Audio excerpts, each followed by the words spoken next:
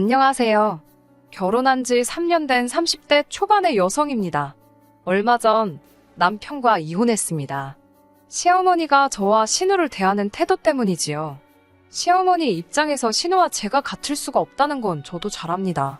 하지만 이 집에서 신우는 공주, 저는 무수리가 따로 없었습니다.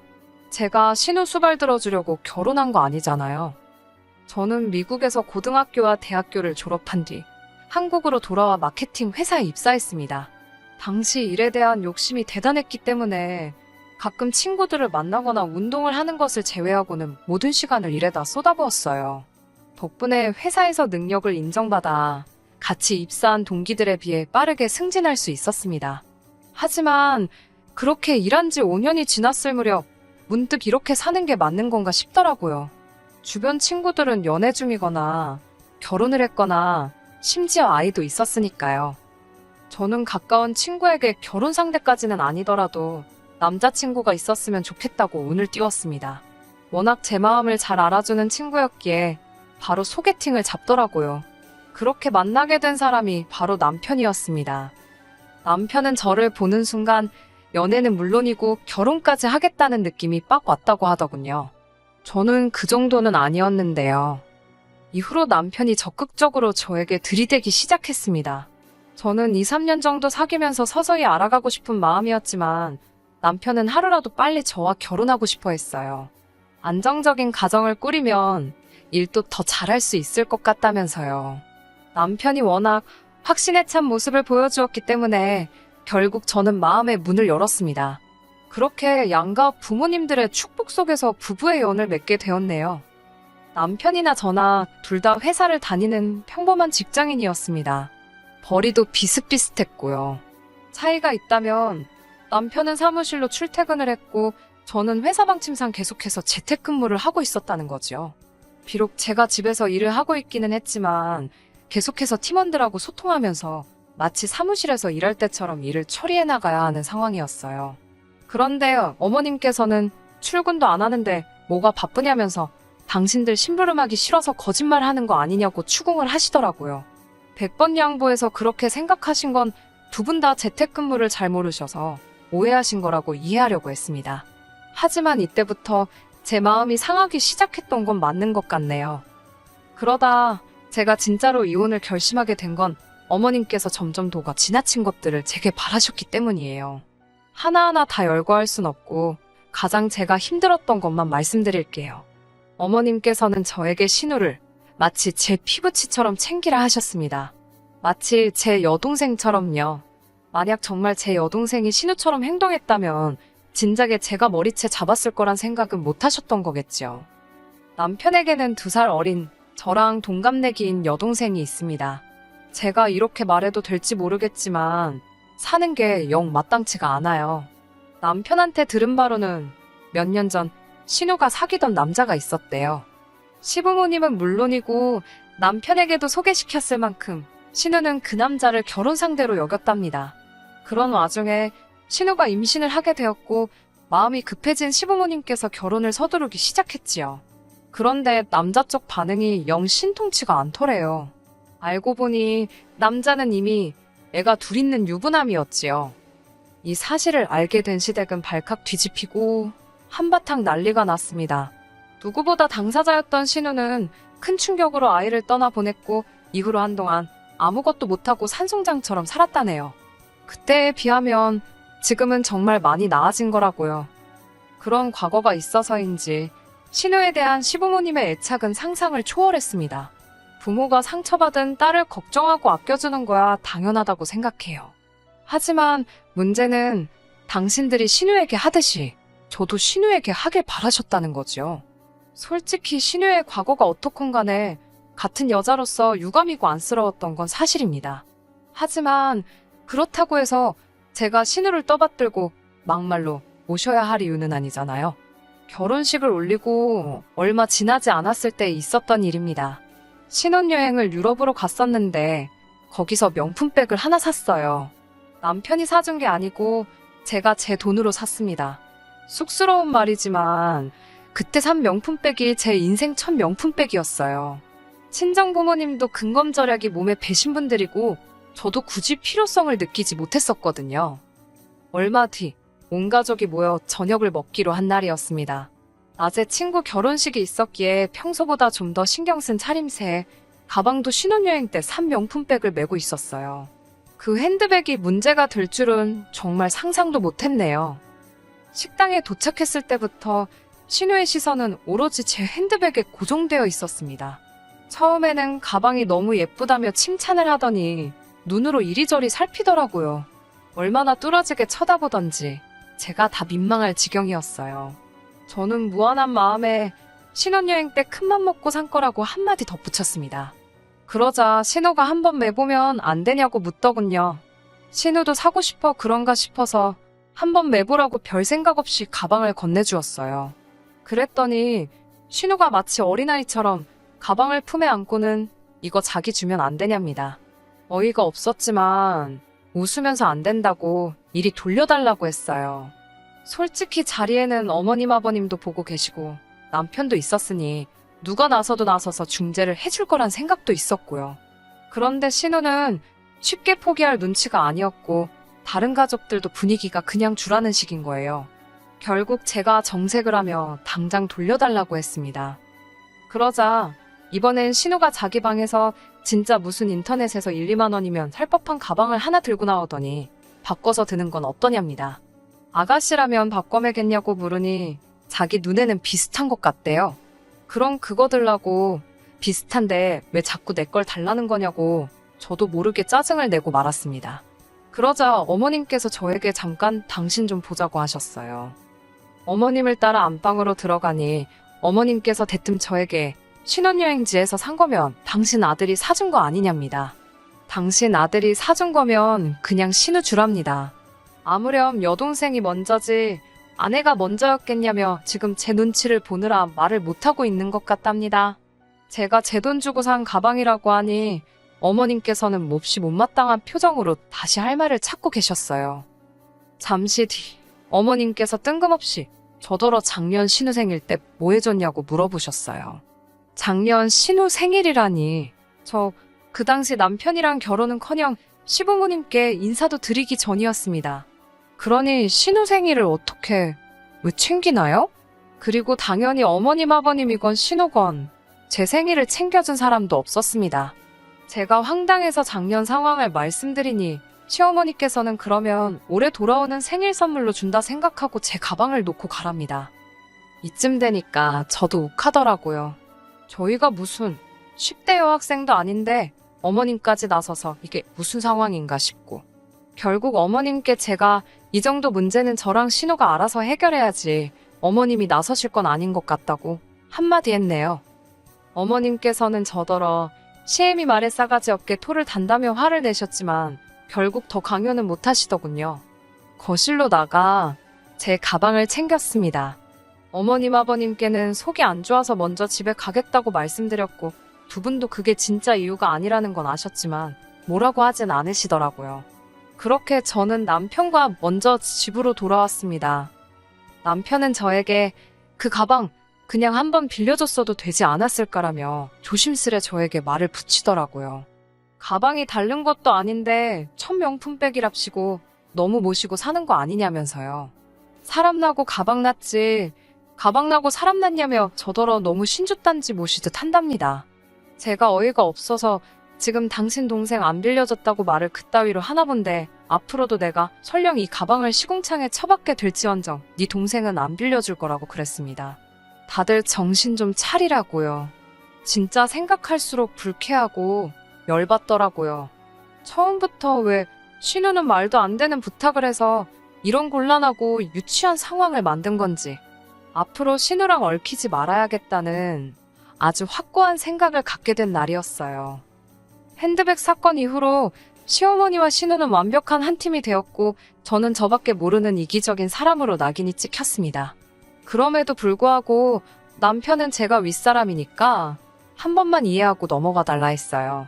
하도 남편이 부탁을 하길래 차마 모른 척 하지 못하고 딱 한 번 먼저 밥이나 먹자고 연락을 했네요. 문제는 신우가 그 식사를 계기로 제가 자기한테 숙였다고 생각하더라고요.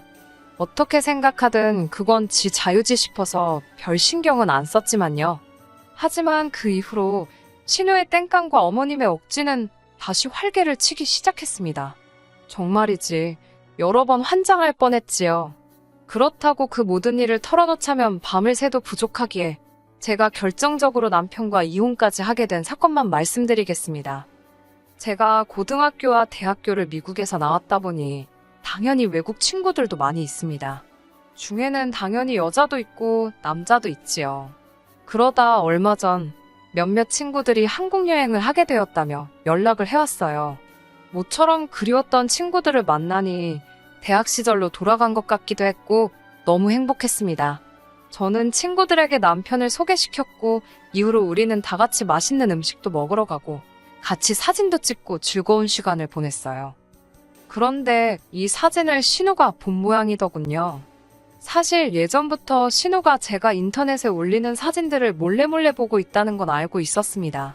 신우에게 말하지 않았던 일들도 신우가 알고 있는 경우가 종종 있었으니까요. 가령 주말에 쇼핑을 다녀왔다던가 어디 카페를 다녀왔다든가 그런 세세한 것들 말이에요. 친구들과 만나고 온 다음 날이었나 신우가 저에게 먼저 연락을 해왔습니다. 신우는 자기가 아쉬울 때만 먼저 연락을 하기 때문에 이번에도 또 무슨 부탁거리가 있구나 싶더군요. 아니나 다를까 신우는 자기가 예전부터 외국에 나가서 살고 싶었다며 운을 띄웠습니다. 처음에는 뜬금없이 무슨 소린가 싶었는데 듣다 보니까 제 사진에 있던 한 친구의 외모를 묘사하면서 그 남자랑 소개팅을 시켜달라는 거였어요. 솔직히 제가 신우를 좋아하진 않았지만 저는 친구가 어떤 사람인지 잘 알잖아요. 친구에 대해서 나쁘게 말하고 싶지는 않지만 친구는 한마디로 인물값 하는 녀석이었습니다. 좋은 직업과 훤칠한 외모로 여러 여자를 울리기도 했었고요. 하지만 신우는 이미 사랑에 배신당했던 상처도 있었고 여러모로 생각해봐도 굳이 모든 사람이 불편한 상황을 만들 이유가 없었어요. 저는 신우에게 친구가 여자친구가 있다고 말했습니다.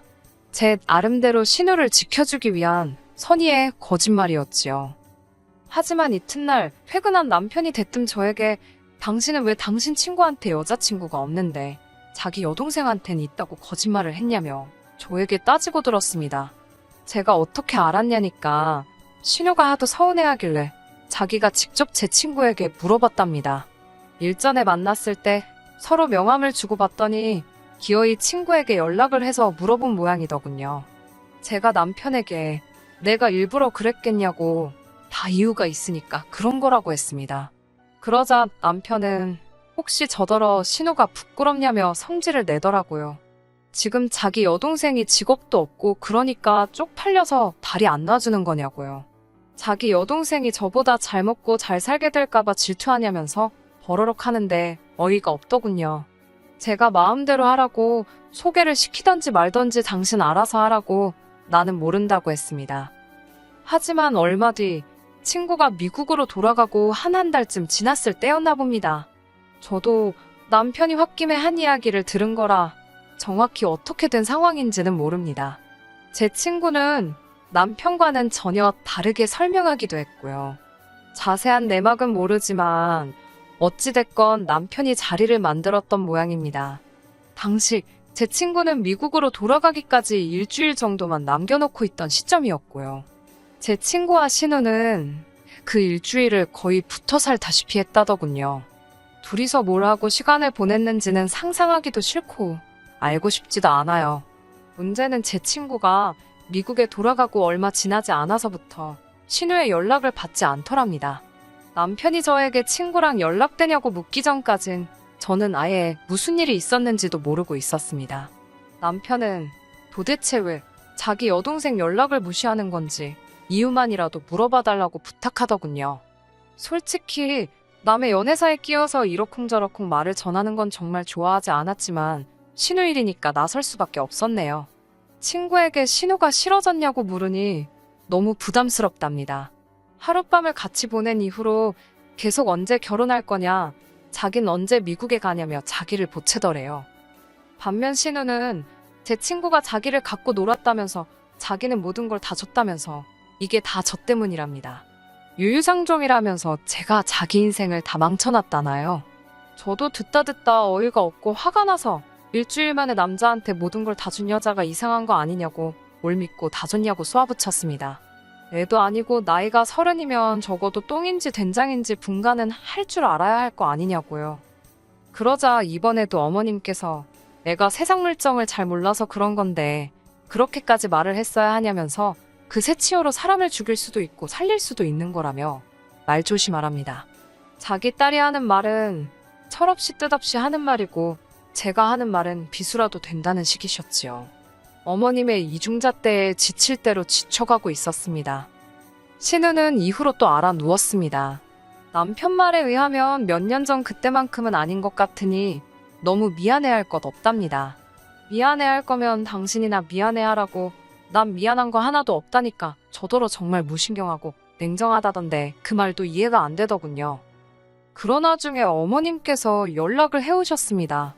신우가 입맛이 통 없어 보인다면서 신우 집에 가서 갈비탕도 좀 끓이고 반찬도 좀 하라는 거예요. 황당하고 어이가 없었지요. 갈비탕은 끓여본 적이 없다 하니까 당신이 다 불러주신다고 그대로 따라만 하면 된다고요. 어림도 없는 소리였습니다.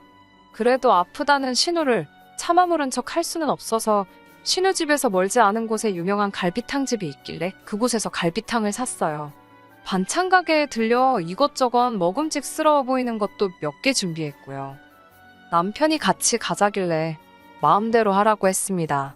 남편 입장에서야 동생이 남자 때문에 저러는 게 처음이 아니니 마음이 쓰였겠지요. 갖가지 생각에 머리가 아팠습니다. 신우가 한심하면서 불쌍하기도 하고 이런 상황을 만든 남편과 제 친구에게도 짜증이 나고 중간에 저만 새우처럼 껴서 피보는 느낌이라 열받고 그렇게 신우네 집에 도착을 했습니다. 신우는 제 손에 들린 봉지를 보더니 식당에서 사온 거냐며 투덜거리더군요. 고맙다는 말은커녕 갈비탕을 수저로 휘휘 저으면서 건더기가 부실하다, 간이 세다, 타박을 해댔습니다. 그러더니 안 먹겠다며 다시 방으로 들어가더라고요. 남편까지 나서서는 그러니까 끓여주지 그랬냐면서 꿍시렁거리고 그때 어머님으로부터 전화가 걸려왔습니다. 혼자 사는 시누이가 너 때문에 아파서 끙끙 앓고 있는데 갈비탕 하나 끓여 먹이는 게 그렇게 힘드냐입니다. 사다 먹일 시간은 있고 끓여 먹일 시간은 없냐면서 저희 친정어머니가 아프셔도 사다 먹였을 거냐고요. 무리한 부탁이고 염치 없는 소리라는 걸 모르시는지 정말 복장이 터지겠더라고요. 결국 제가 그렇게 안쓰러워 죽겠으면 신우 좀 데리고 사시라 했습니다. 혼자서 냇깔려 놓으니까 저렇게 세상 무서운 줄 모르고 처음 만난 남자한테 간이고 쓸객 다 빼주는 거 아니냐고 딸 교육 좀 제대로 시키시라고요. 그러자 어머님께서 말문이 막히신 듯 어머머만 연신 외쳐대셨습니다. 저는 전화를 끊어버렸고 신우 방문을 열고는 너도 나이값 좀 하라고 나이는 어디로 처먹었냐고 싸댔습니다. 남편이 제 손목을 잡더니 말을 왜 그렇게 하냐입니다. 갈비탕 하나만 끓여줬으면 모두가 기분 좋게 끝날 일을 제가 이를 키운다고요. 남편 말에 열받은 제가 신우가 열어놓은 갈비탕을 그냥 바닥에 집어던져 버렸습니다. 당연히 부엌 바닥이 엉망이 되었지요. 거기다 기름기 있는 음식이니 더 말씀 안 드려도 어떤 꼴이 났을지 아시겠지요. 남편이 저더러 미쳤냐고 욕을 하길래 진짜 미치면 어떻게 되는지 한번 보고 싶냐고 악을 썼습니다. 신우는 부엌 바닥을 보더니 뭐가 서러운가 울더라고요. 남편은 그런 신우를 달래러 오는데 고기는 바닥에 널브러져 있고 양말이 갈비탕에 젖어가지고 미끄덩거리니까 허둥지둥 또 생각하니까 웃기네요. 남편이 당장 치우고 가라길래 치울 것 같으면 엎었겠냐고 생각 좀 하고 말하라고 소리를 질렀어요. 하여튼 누굴 닮았는지 생각 안 하는 건 온 가족이 다 똑같다고 한심하다고 비웃어주고 먼저 나왔습니다. 이후로요? 당연히 시부모님 귀에 이 이야기가 들어갔고 뭐 난리가 났지요. 남편은 무조건 제가 사과하지 않으면 이혼이라길래 이혼하자고 했어요. 바라던 바라고요. 남편은 집안의 자존심이라며 곧 죽어도 제가 숙이고 들어오길 바란 눈치였는데 전 정말 이혼하고 싶었고 결국 저희는 이혼했습니다. 후회되냐고요? 전혀요. 오히려 홀가분할 뿐입니다. 제가 무슨 부귀영화를 누리겠다고 욕먹어가면서 신우 비위를 맞추며 사나요? 하고 싶은 사람들이나 그렇게 살라 하죠, 뭐. 전 너무 행복합니다. 끝까지 들어주셔서 감사합니다. 오늘의 사연은 여기까지입니다. 구독과 좋아요, 알람 설정 부탁드리고 더 좋은 사연으로 다시 찾아뵙겠습니다. 감사합니다.